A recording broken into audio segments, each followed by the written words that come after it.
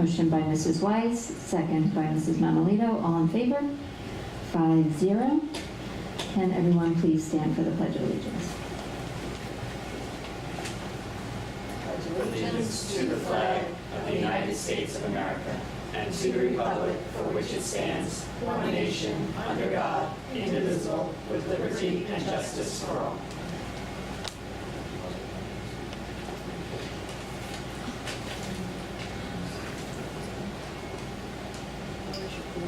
Okay, can I have a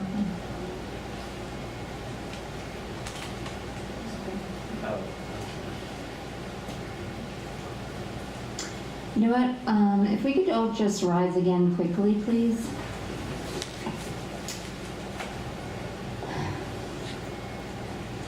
I'd like to just have a moment of silence for a student that was lost 2 weeks ago, Michael Gilmore, class of 2013. I'm sure we'll be honoring him in many ways over the next year or so. But Michael was a shining star of Elwood, just came back from a Fulbright scholarship.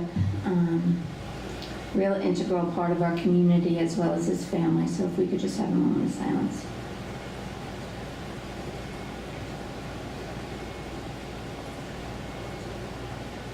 Thank you.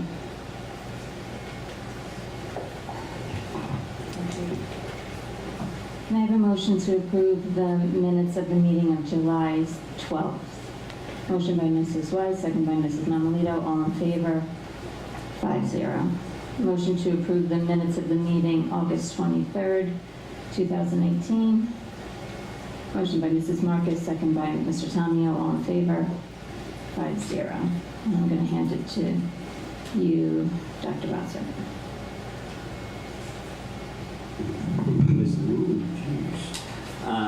Thank you, Mrs. Freed. Just for the board's information and for the community that may be watching our video at a later date, our focus on safety for our students has certainly not waned. We spent a great deal of time over the summer making preparations for the return of students, and we've been very active in our collaboration with local law enforcement and locally elected officials.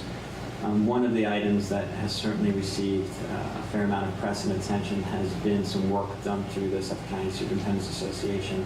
And in front of each board member, you will find a one-page fact sheet regarding the blueprint for safety.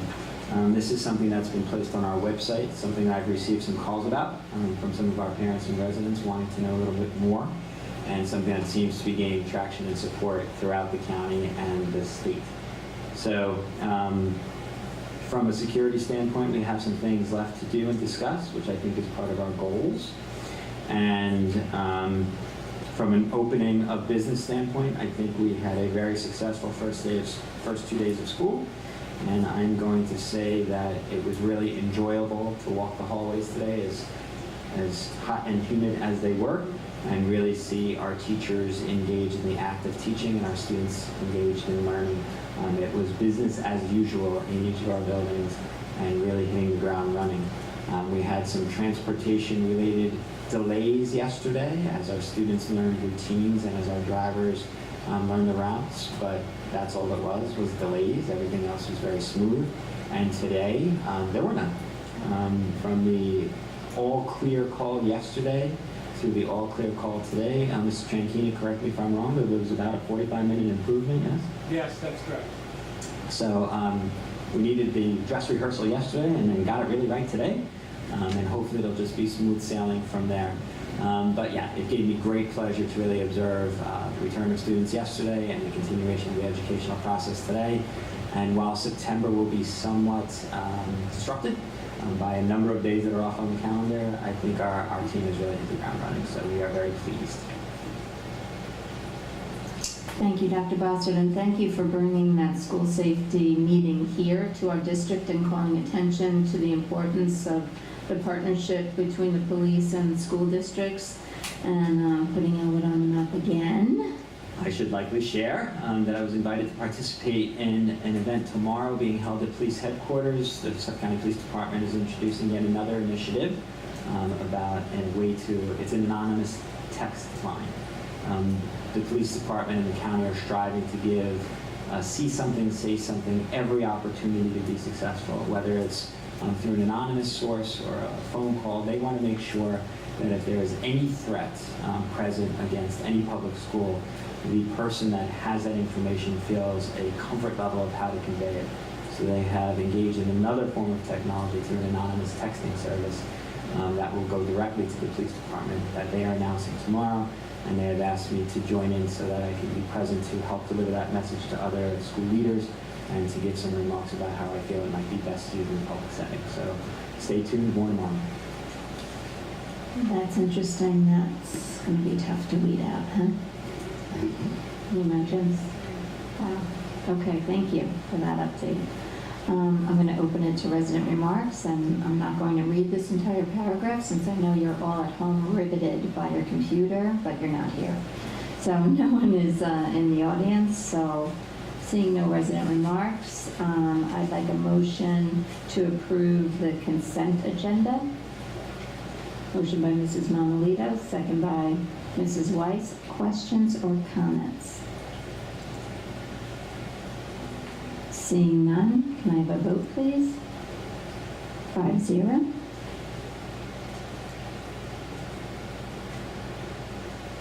In that vote, we accepted the resignation of Mrs. Laughlin, and we're sad to see you go.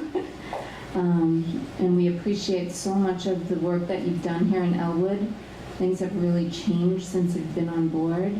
And it's been an absolute pleasure working with you and listening to your presentations that are clear and concise, and you've done a lot of turnaround here, and we appreciate your work, and they're lucky to have you, and I appreciate the fact that you'll be closer to your family. I made a similar move and don't regret it. So it really helps both ways, but congratulations and good luck.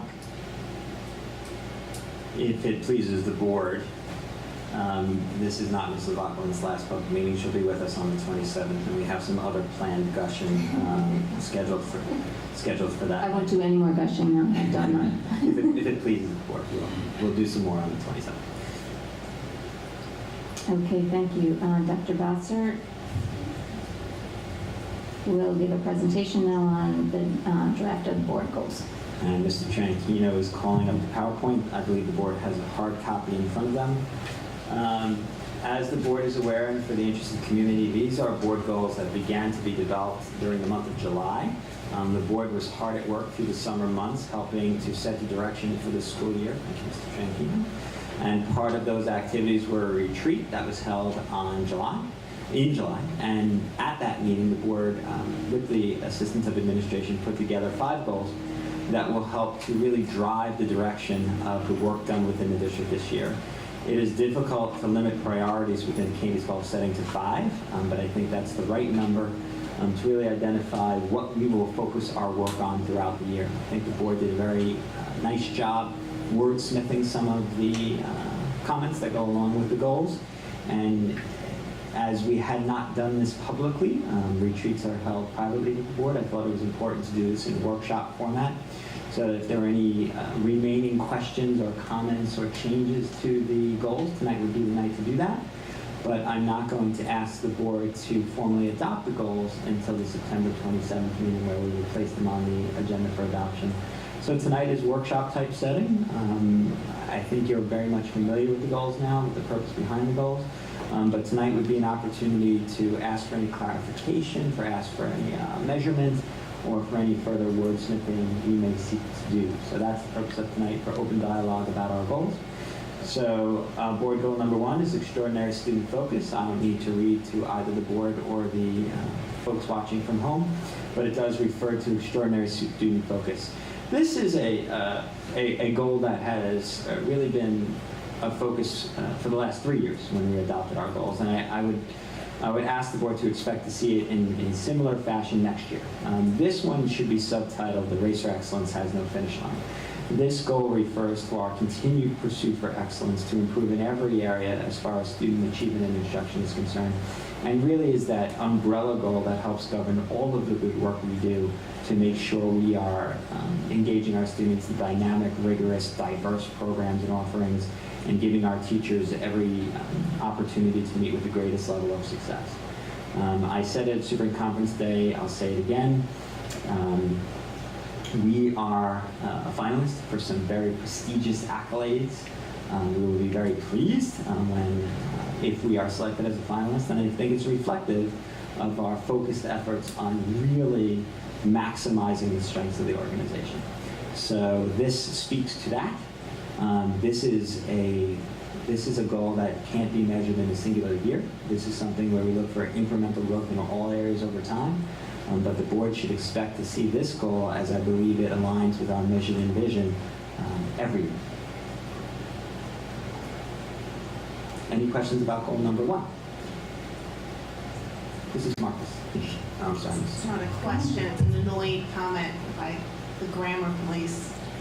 If we can change the last sentence under the last asterisk so that we're not ending in a preposition, it would make me really happy. But that is just a technicality. In which we can take In which takes extraordinary pride, sure.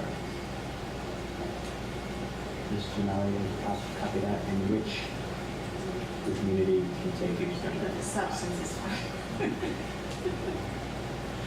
Any other comments on goal number 1? I have just a little bit of a comment on goal number 1 because we've discussed it.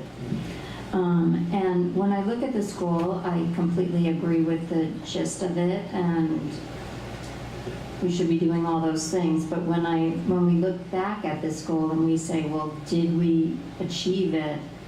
It's kind of hard to put this like, well, is there a checkbox that you can achieve that this goal was met, or a way to evaluate it? So I feel like, and we've discussed this, that it's more of an overall focus, and then the other 2 goals of data-informed instruction and a guidance plan, looking at mental health issues, really is where we sink our teeth into the measurable data. And I think that will help us look back at this as more of an umbrella goal, and then look at the detailed goals that follow with more data-driven things that we can evaluate. I would agree, and I thank you for that. I would say that this is more qualitative in nature, whereas some of our other goals are far more quantitative and concrete. I'm not sure there is a measurement point that will help us to demonstrate achievement of this goal. It's more of a general overview of the progress of each of our programs, whereas some of the other goals are far more specific and measurable in nature. Sound good? Okay, thanks. So goal number 2 is one of those quantitative aspects of our review, and it's data-informed decision-making. The board has charged the administration with bringing forward information about certain aspects of our program that really do help us to monitor student progress. The board is asked specifically to see presentations regarding our Regents results, our AP scores, our fluency levels at the elementary level, our math mastery at the elementary level, benchmark items that will help us year to year check our growth in those important areas throughout the K-12 experience. And we have put together a scheduled presentation that Dr. Hull's office will be supervising, and she will be leading us through those investigations in the coming months. So within the fall and prior to the first of the year, the board should anticipate seeing a good overview of all of the data that you have requested from the previous school year, so that we know where we are, and then we can measure how we compare at the end of this school year. Questions or comments about goal number 2? Mrs. Marcus? I remember, I don't know if it was the end of, I guess it probably was, because I've only been here a year, so the end of last year, when some of the lower school principals were presenting data with the really astounding growth with literacy, with the E&L population, and also some that struggle in the schools. I would really like to see data this year on the growth that each, lack of a better word, grouping of students. You would like to see some demographic breakdown. That are already meeting the standards, what has been their growth? Those that are exceeding the standards, what has been their growth? And I would really be excited if it would be. For across the board. for across the board. And I would really be excited if we were making the same amount of strides with those that are already meeting standards or exceeding standards as we are with those that were not meeting the standards. Okay. Because that And was like excellent. Thank you. If I'm hearing your question correctly, I want to make sure I do, so we frame our presentations correctly. When the state disaggregates our data for the purposes of the school report card, there are subgroups within it that we can focus on, whether it's students with disabilities, students who are English as a second language. Maureen, help me out. What are the other 9 of them? Thank you. Gender, ethnicity, all of those things, and we can break down the data and show growth or lack thereof within those subcategories as well, rather than giving just overall numbers. If I'm hearing you correctly, that's what you'd like to see. Yeah, I think I'm not as articulate with the education, but I feel like last year there was leaps and bounds made with students that may have been coming in behind into the program, and that was extraordinary. Okay. And I would like to see similar reports or similar analysis of growth made with students that were already on target or a little bit above. They may not make such a leap because the gap won't be as great, but just that increase in performance. You would like to also see could- the students shifting from 1 to 2 in addition to the students that are 2 shifting to from 3. 3 to 4. Perfect. Yeah, got it. Dr. Hull, you just got it. Thank you. Any other questions about goal 2? Just so you know, all that data is also, for the folks at home, available on the Engage New York website. Can be compared across districts and et cetera. Pretty easily accessed. Goal number 3. So goal number 3 speaks to capital project management. We were very, very pleased that we were able to use the expedited process that enabled us to have the roof of this building and the roof of Harley Avenue, the project take place over the summer, and we'll be concluding within the next few weeks. Here a bit longer than over at Harley. Harley's probably a week to 10 days away, while this building probably is about a month away. But we're very pleased that Tonight. at the moment. We're very pleased that we were able to get that work done, which keeps us on a timeline to see the project come to completion within that same 5-year framework that we had initially put out, or hope that it will, because our starting point is where it should be. But this is a 5-year management process, and so we're looking this year to be very attentive to phase 1 of the process and make sure that the other parallel projects are going smoothly at the same time. Because in addition to the capital bond work, there's the smart schools funding projects, as well as the energy performance contract. Our facilities director, Mr. McDonald, is busy every day. The consulting firm or the management firm that the board hired for the capital project, Park East, has been on hand. They have been excellent. They have done a great job overseeing the roofing work.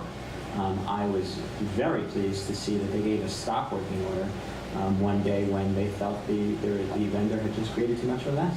He said, no further work till you clean up the parking lot and move these trucks, and they stop. And the longer the project takes, the less money they make. And the fact that Park East called a timeout because it was unhappy with the condition of our facilities, I was thrilled. That's what we're looking for. And they are checking the quality of the work every day. They are monitoring the work being done in both places and making sure that they are meeting deadlines and safety requirements and all of those things. So the board made a very prudent decision in working with Park East in that capacity. They're demonstrating why they were so highly recommended. And so it's just more of that throughout the year, because there will be ongoing projects. The board was made privy to some pictures of the high school gym floor earlier today. It looks amazing. I will likely tweet those pictures out later on tonight. But the progress being made, the entire floor has been replaced. A wonderful rendition of our newly selected Knights logo is at center court. All the lines are down, and we're ready to start painting the walls. And we're going to, the bleachers are being replaced, as you know, and some of the other work that's going to be done in the gym is just transforming that room into a real centerpiece of the district. And it's going to be a real point of pride when we hold our events there and have some visiting teams in with us. So everything's going exactly as it should be in all of our projects, and the goal for this year is to keep it that way. So it's my impression that the gym will be ready for students September 12th? No. Oh, that's okay. No. Yes, thank you. The gym floor will be ready to go within the next few So the days. students We'll be can able to use it. conduct class there. Okay. The gym won't be back to full functioning until after new bleachers have been installed. So we have given them pep rally day, homecoming, as the deadline that it has to be done by. Right. And they're very comfortable that they can meet that deadline. Okay, great. So the students will be back sooner for the classrooms, but then the bleachers hopefully will be ready for pep rally. Correct. Okay, and just so it's clear, that gym floor is not part of the capital bond? No, it was initially included in the capital bond, but because of a burst The pipe, bleachers, right? that took place over the winter and did damage the floor, the insurance company is actually paying for that full repair. And again, I have to commend Mr. McDonald, who worked very diligently and consistently with the insurance company to get the full repair covered by insurance, including the replacement of the bleachers. That's excellent. Mrs. Weiss? So, there it goes. Thank you. Besides your occasional updates and tweets, I get a lot of questions on when's the roof going to be done and when's this. Is there anything that we're going to be made available for the public through a website or on our website that may be giving a list of the projects and their status? Yes, and I'm not sure if you're aware, but Mrs. Loughlin also sent out a school messenger email as school was starting to give an update to the community as to where Yes. we were, and to make sure they were aware that night work would be taking place and not to call the police if you see someone on the roof at 7 o'clock and things like that. So we're going to continue to provide those updates, and we're going to continue to place some pictures and some stories on the website as we progress through the projects, and we will always announce the timeline of what the community should expect to see, and in any capacity if it's going to impact operations. So the short answer to your question is very much. And especially giving the community an understanding, like James and I are on the facility committee, so we really understand the history behind the roofing and the facilitation of the timeline for it. But in explaining that to people in the community, people always tend to complain as opposed to look at the negative as opposed to positive. Oh, I can't believe it's not done, and I'm really trying to go forward. It's really being done quite in advance. So I really like to highlight those things also on the timeline. If it's anticipated, I know without getting crazy, Yeah. I'm not saying, but just because I always like to project the positive aspect of it as opposed to,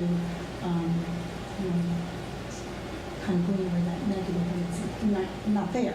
I would suggest that one of the other avenues that the board should anticipate using to update the community is when we do our regular updates to the facilities committee, and then the facilities chairs report out at public meetings.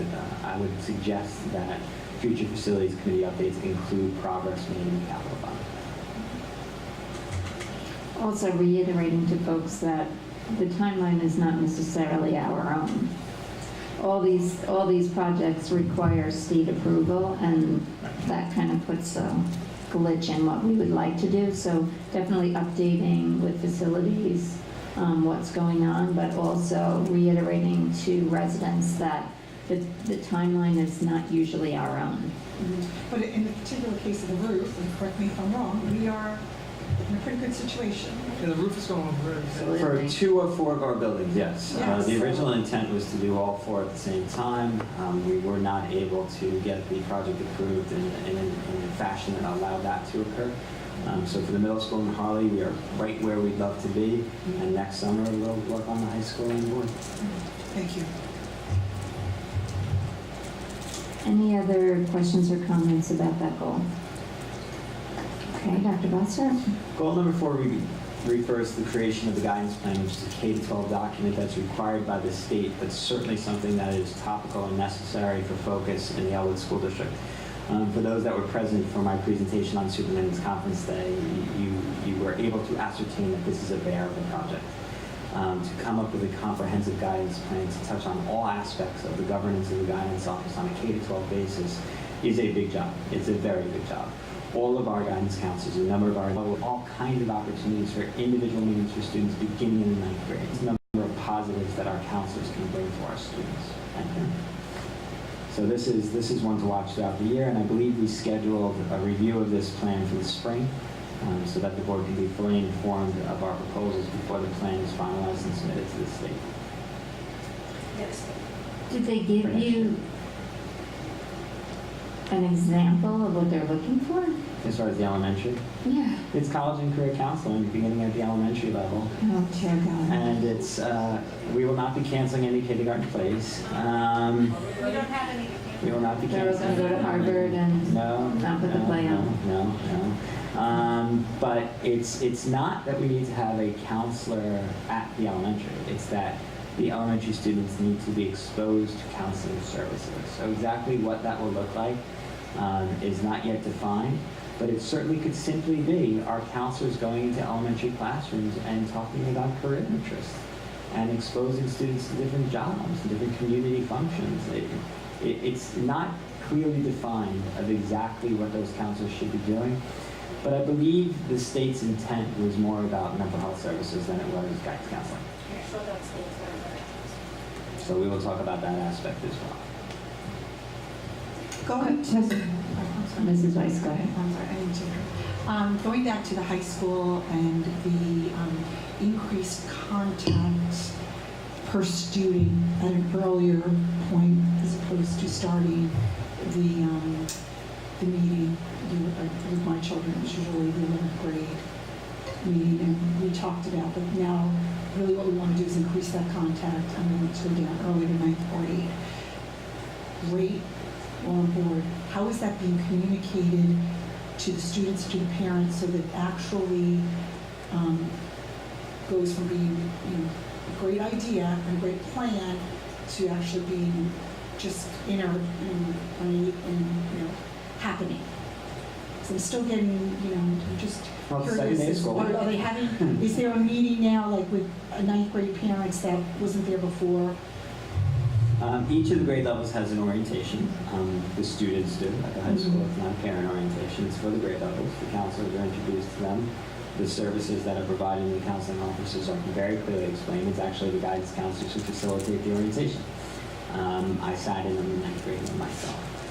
The parents will be notified when we come to the year where those conferences are being scheduled, so that each year, freshman, sophomore, junior, and senior year, there will be a specific meeting with that student and the counselor where the parent will be advised of the meeting taking place and the purpose of and the role the parent plays in the process. Okay, through like an ambiance, so that's a meeting communication right now between the I'm thinking it's going to be a letter from the counseling office to the parents because it is something new and we'll want to make sure Okay. we're highlighting that. Yeah. Okay, fantastic.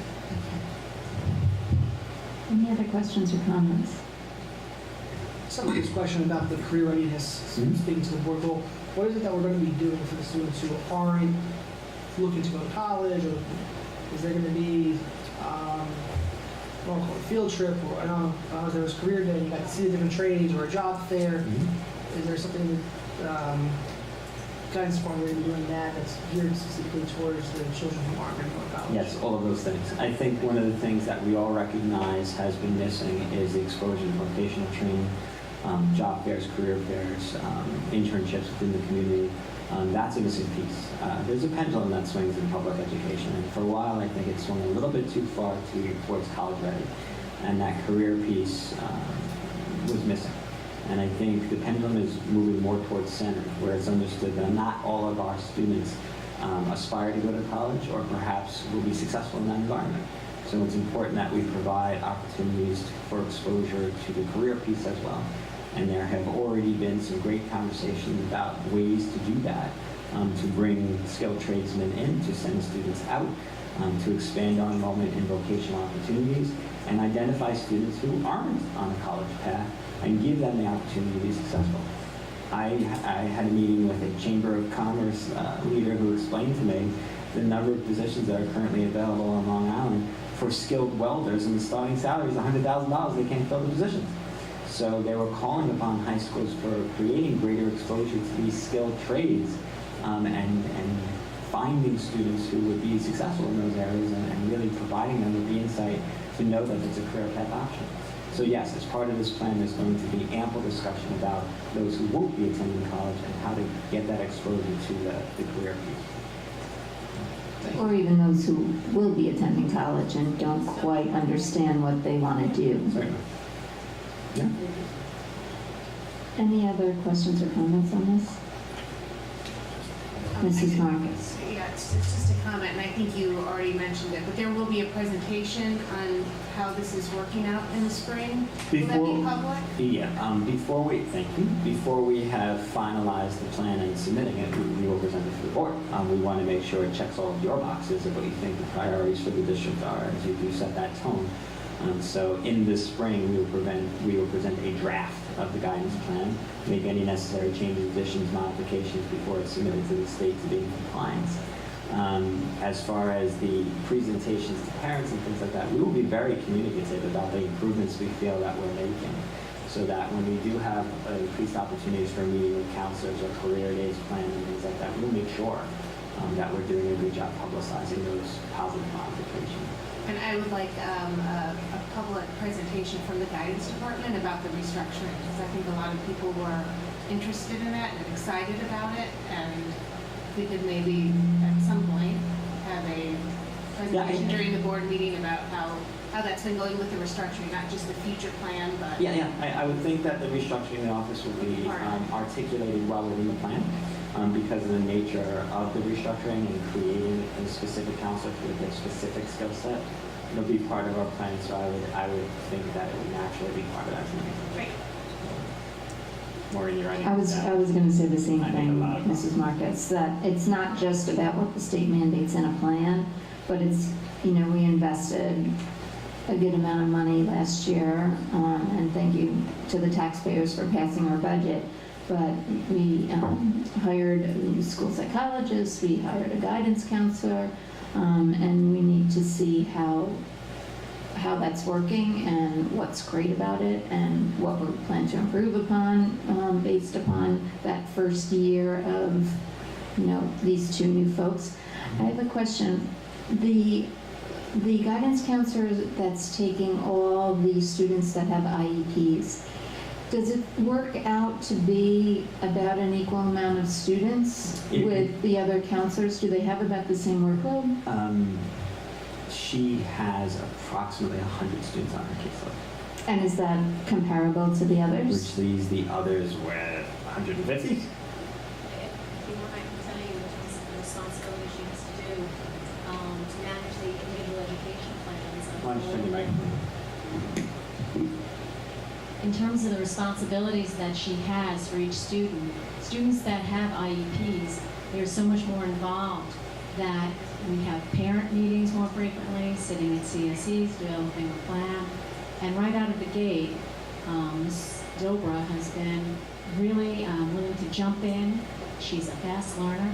She made a difference just even in terms of the scheduling, helping us out with all sorts of things. I'm really excited. We've already been doing vocational training for our kids, not just our life skills kids, but our students who are maybe looking for a local diploma or even a Regents diploma, but they're looking for some sort of tech certificate. And the state has really looked to encourage students to do that, because you're now able to waive one of the social studies Regents as long as you have a CDOT certificate. Mm-hmm. So she's already enhancing. So her workload, she may have less students, but it's much more involved in terms of all the meetings she has to attend and devising plans for these students to make sure their needs are getting Because these students have the met. highest needs. Sure, sure. When I spoke to Mrs. Brzezinski on that very topic, because originally we had thought that she would take on a caseload of both students with IEPs and 504s, but when they put that together, they felt that it was an excessive number of students to place on her caseload, because they really, to do the math, they were considering each of her students 1.5 times. So they felt it was more equitable to keep the 504 students with their originally designated counselor and for her to focus solely on those with individual plans. Thank you. And then, Can I give a insight to the board about our K-12 psychologist? Dylan Kilkenny is our K-12 psychologist that was appointed. He was in over the summer and did some nice work with the team, so he got to know some of our operations and we got to know him. On the first day of school, as I enjoyed traveling between buildings to welcome back our students, he was doing the same. So in the same day, I observed Mr. Kilkenny assisting a kindergartner who was having some difficulty transitioning away from mom. as I did him presenting to the senior class at the high school some counseling opportunities that he might be able to provide. So I saw him interacting very positively with our seniors and our kindergarten students in the same way. So I think he's going to be a wonderful addition to our staff. Can I ask a question going back to the guidance counselor that was hired to handle with the IEP? How is the transition from their guidance counselor to, I mean, is there some sort of intermingling there where, you know, they're not just solely put onto this new counselor, some of them are seniors? And Yep, we're fortunate that it's a small office and the team works together very, very closely, and they held articulation meetings for each of the students, particularly the seniors, Okay. between the counselor who is giving up that child on their caseload. And to be candid with the board, there were some students where it was determined it wasn't in the student's best interest to transition between counselors, so that transition wasn't made. Okay, so it's not every single child, it's just what was in the best interest There of the were child? some that we felt an exception was in the best interest of the students, so there was not a transition. Okay, and they met with all the parents and kids. Wonderful. So the last thing is a comment on this goal, for me anyway, is that this is one of those goals that I think we can get some data and really look at it.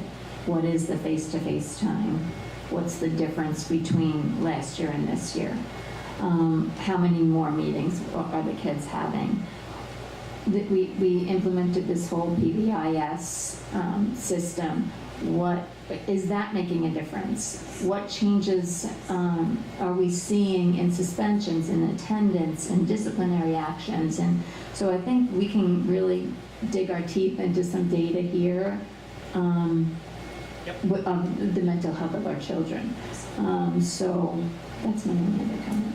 I would agree, Mrs. Freed, that this particular goal is chock full of quantitative measurement, and we'll be able to use a number of comparison points between last year and this because of the restructuring that's taking place, the implementation of some very positive programs, and the influx of some new staff. And let's not forget that we also have a new guidance counselor in this building, and Lori Lederer is another one who's come in and really demonstrated the skills that we anticipated seeing from her, and is really bringing some fresh ideas and fresh perspectives to the middle school as well. Really exciting. It is. Okay, next. On the back. So goal number 5 reflects the implementation of our safety audit. As the board is well aware, and I assume the community is at this point as well, the board invested time and financial resources into a full and extensive evaluation of all aspects of our safety, our student safety and associated programs with an outside firm and a covert investigation. They provided a very comprehensive review to the board, confidential in nature, of course, but the board has been made privy to the recommendations contained wherein. Some of the modifications have been implemented and discussed publicly, while others remain in the planning stage. There were some marked cultural changes that would result in recommendations made from the audit. So this year is about working those discussions to the appropriate stakeholder groups.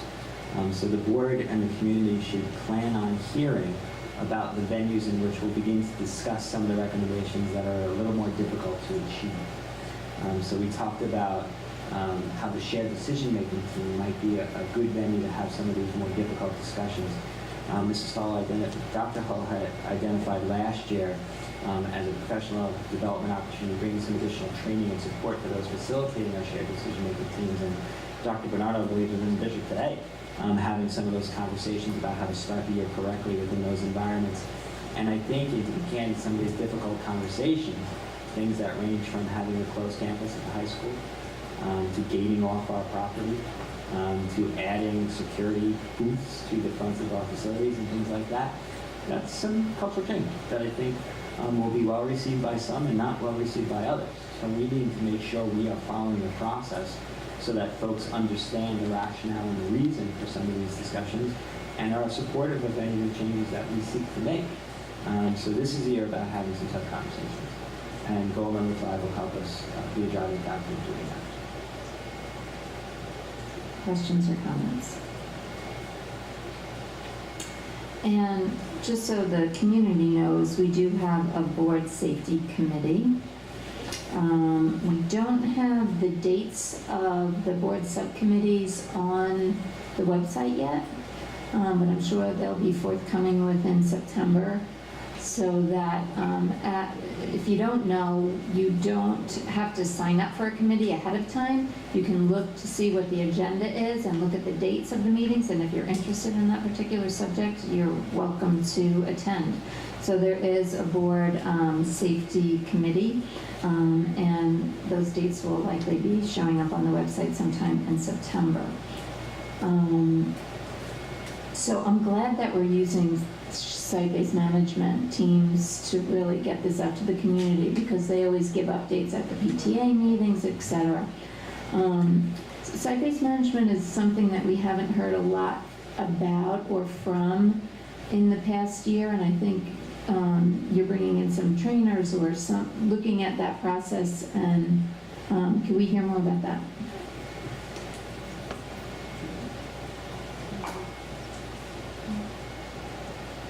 Dr. Hall? I just love saying that. Yes, this year we are really focusing on building the capacity of our shared decision-making committees and site-based management. We are revising the district level plan, and I'll be leading that work. We do have a staff developer, Dr. Bernardo, who has been in our district prior. He helped develop our original plan and our mission statement. So he's familiar with Elwood, and last year he already worked with both the site-based teams and full faculties, depending on the building, as they started to develop their capacity to work with collaborative practices to identify the essential goals that align to their mission statements, and also train on the roles of an SDM member. So he's coming back into the committees this fall and to do some goal setting, so that the committees can really be focused on what they wish to accomplish, and then committee members will come to join the district level committee where we are revising our overarching plan. And that will be presented to the board for approval before we hand in our review page to the state education department. Excellent, thank you. Any other comments about the safety goals? Okay, seeing none, we are up to our second resident remarks with the same amount of folks in the real life audience. I'm not going to read that.